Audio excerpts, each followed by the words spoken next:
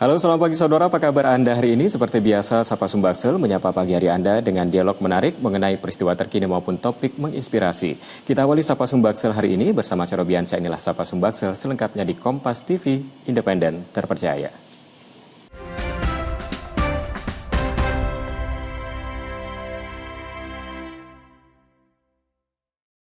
Saudara, salah satu momen yang dinanti saat Idul Fitri adalah tradisi mudik. Mudik yang aman dan aman tentunya jadi harapan. Lalu bagaimana Angkasa Pura Indonesia SMB 2 Palembang bisa mewujudkan hal tersebut? Kita akan membahasnya bersama dengan R. Iwan Winaya Mahdar, General Manager PT Angkasa Pura Indonesia Bandara SMB 2 Palembang. Baik, selamat pagi Pak. Selamat pagi. Apa kabar nih Pak? Alhamdulillah sehat selalu. Sehat selalu. Nah, apa perjalanannya tadi ke sini gimana Pak?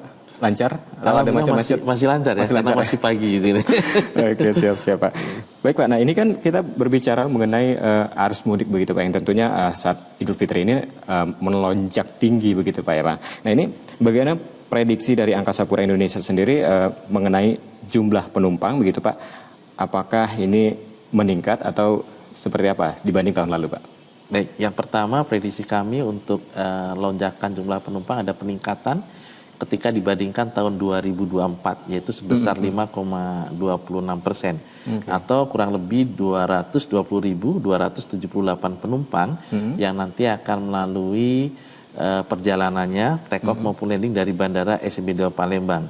Kemudian untuk pertumbuhan aircraft movement-nya kita prediksikan di 3,8% naiknya, tumbuh dibandingkan tahun 2024 atau sekitar 1.502 penerbangan yang nanti melalui Bandara SMB 2 Palembang.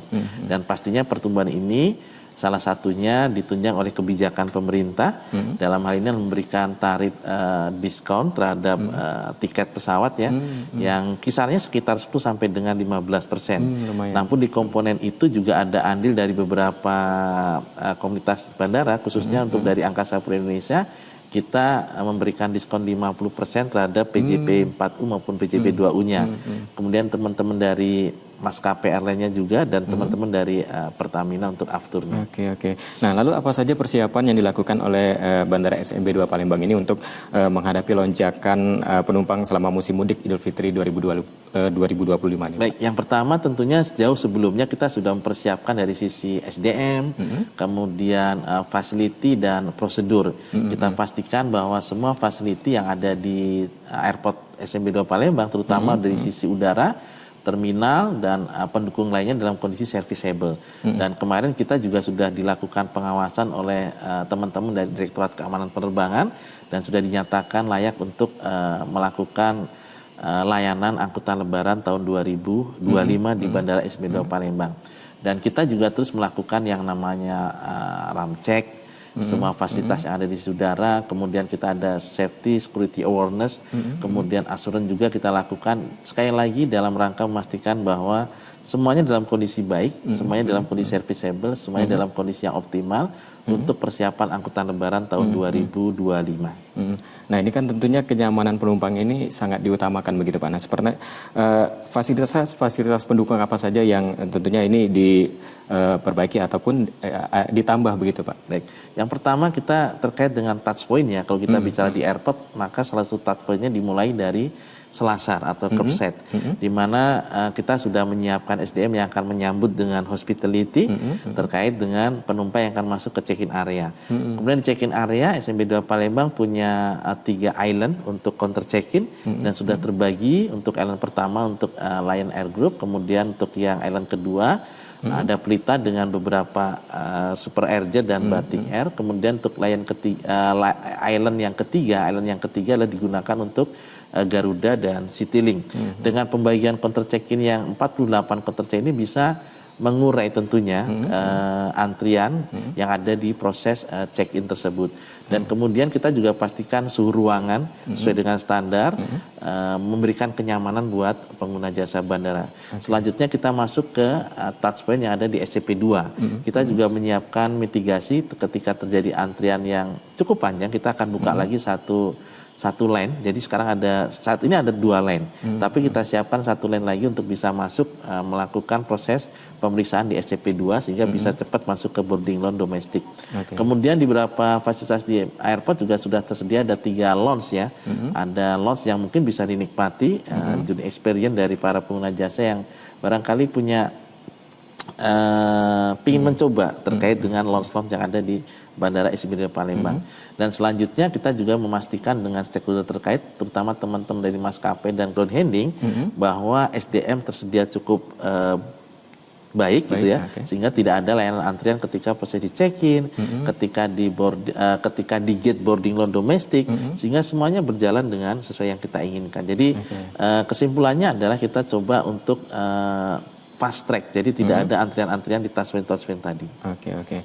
Nah tentunya ini fasilitas ditingkatkan, pelayanan juga optimal begitu Pak. Dan juga mungkin ada fasilitas lainnya kah seperti mungkin ada posko kesehatan begitu Pak. Nah ini kita akan jawab usai jeda Pak. Baik. Dan saudara, sejenak kami masih akan lanjutkan perbincangan mengenai kesiapan SMB2 hadapi lonjakan penumpang saat mudik. Tetap di Sapa Sumbaksel.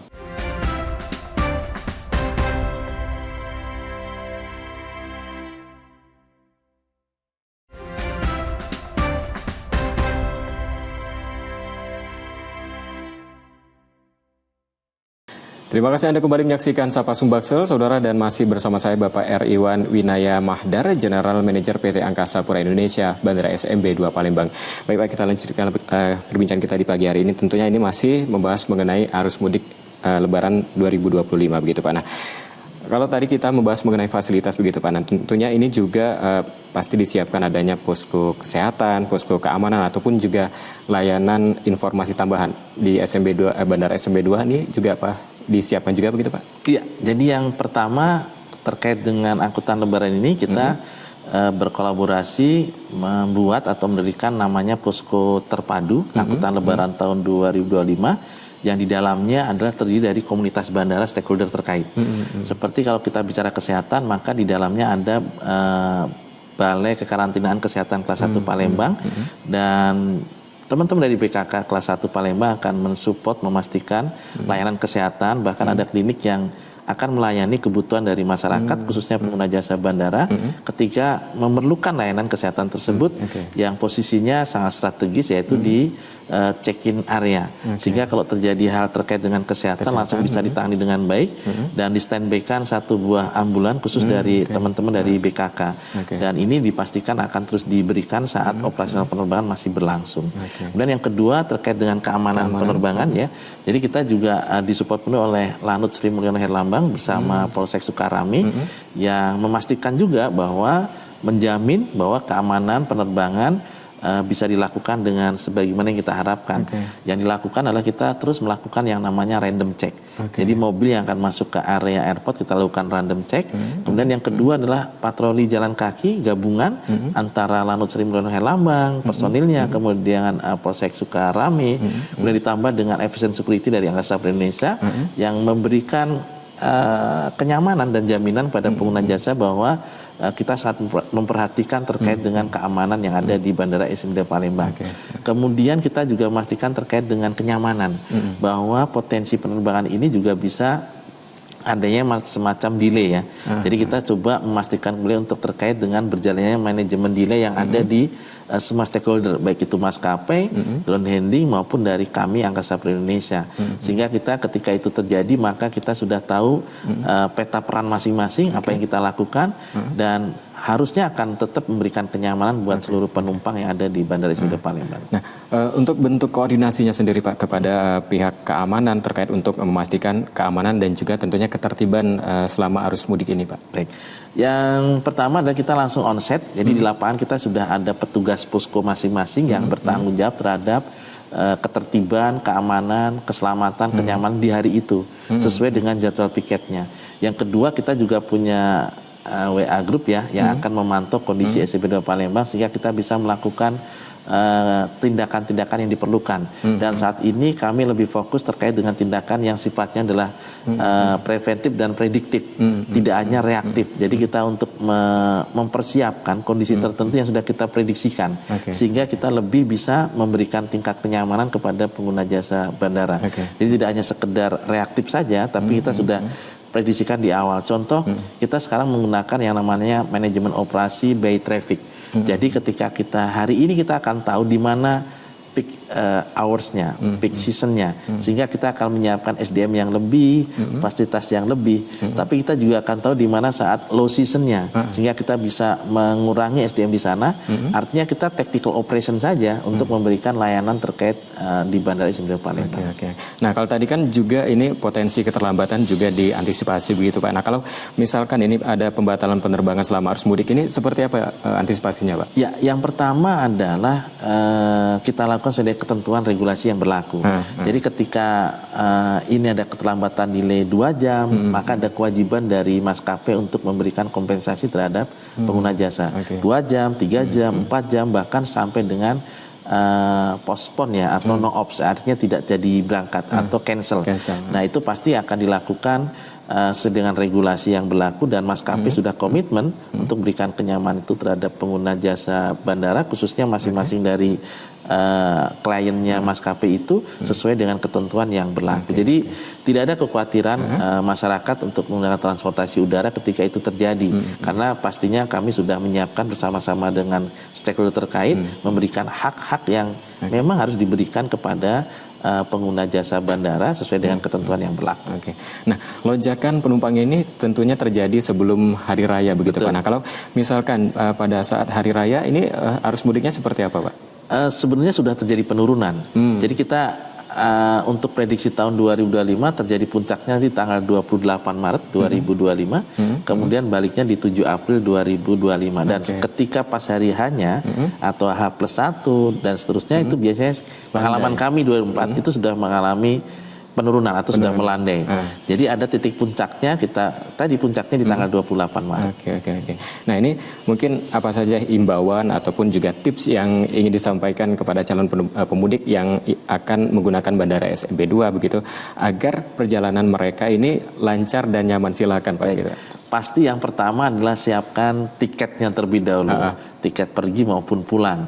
Karena pastinya kalau kita baru beli tiket tuh pulangnya agak ada kendala atau kerepotan sendiri. Yang kedua adalah pastikan kesehatan masing-masing pengguna jasa bandara sebelum terbang, cukup istirahat, bawa obat-obatan yang diperlukan sesuai dengan yang biasa digunakan.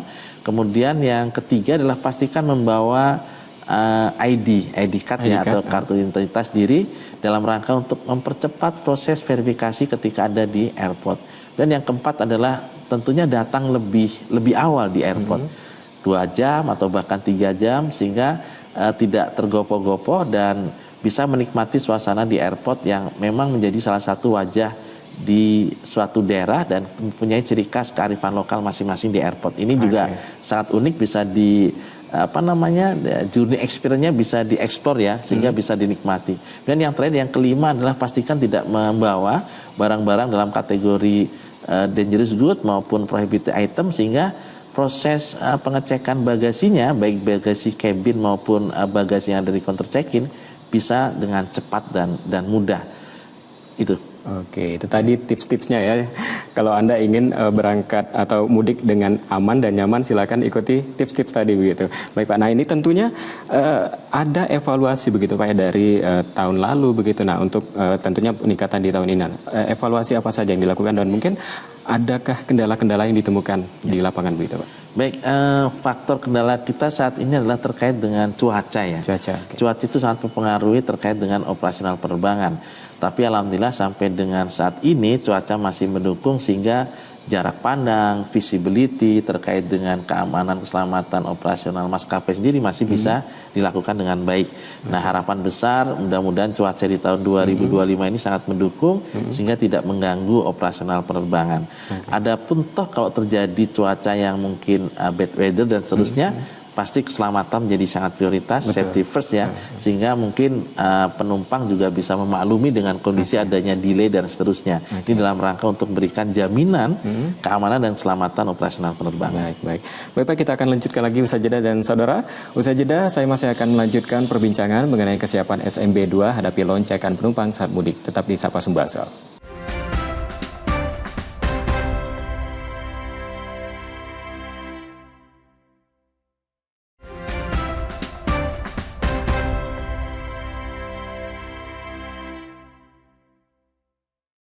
Terima kasih Anda kembali menyaksikan Sapa Sumbaksel, saudara, dan masih bersama saya Bapak R. Iwan Winaya Mahdar, General Manager PT Angkasa Pura Indonesia Bandara SMB2 Palembang. Baik Pak, kita lanjutkan lagi. Nah, kalau tadi Bapak membahas mengenai kendala ini, salah satunya adalah cuaca, begitu Pak. Nah, seperti apa melihat kondisi cuaca yang saat ini tentunya di Sumatera Selatan ini tengah terjadi musim hujan, begitu Pak, dan mungkin adakah kendala-kendala lainnya, begitu Pak? Baik.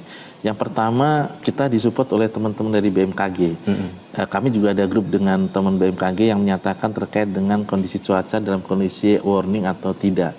Sehingga ini menjadikan prediksi buat maskapai untuk melakukan proses penerbangan ini. Dan cuaca ini juga tidak hanya tergantung cuaca di lokal di Sumatera Selatan, di Palembang, tapi juga kita harapkan cuaca di semua airport yang terkoneksi dengan Bandara SMB2 Palembang. Kita juga kadang-kadang ada yang namanya divert ya.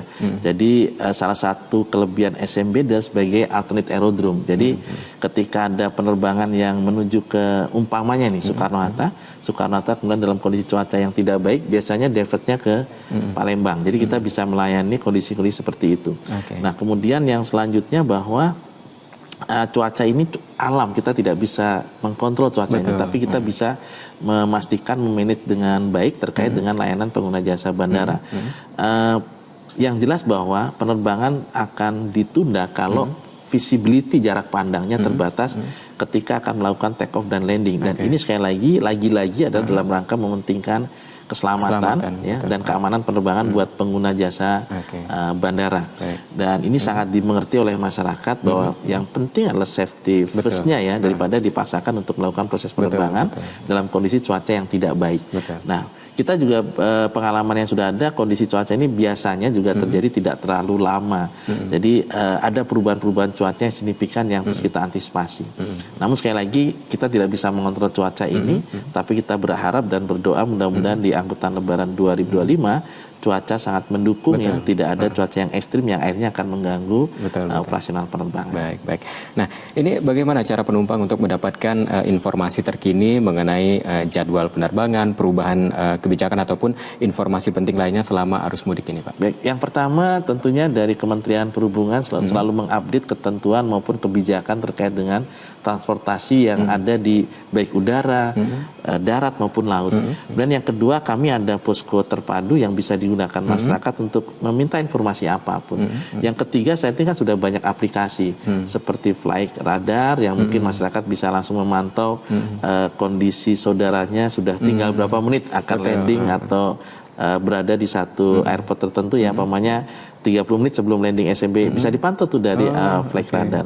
Kemudian terkait dengan kecukupan informasi tiketing, kita juga sudah banyak sekali aplikasi yang bisa digunakan, termasuk juga website yang disediakan oleh teman-teman dari maskapai.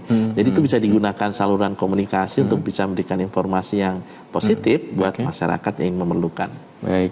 Nah, ini kan kalau kita melihat begitu Pak ya, destinasi mana saja yang mungkin menjadi top destinasi begitu, khususnya ke Kota Palembang begitu Pak? Ya, saat ini yang 3 top destinasi itu adalah Palembang Soekarno-Hatta, Palembang Halim Perdana Kusuma, dan Palembang Batam. Itu adalah top destinasi. Padahal kita ada 7 rute saat ini. Di samping ke Soekarno-Hatta, Halim, dan Batam, kita juga ada rute ke Medan, ke Jogja, kemudian Surabaya, Pangkal Pinang ya.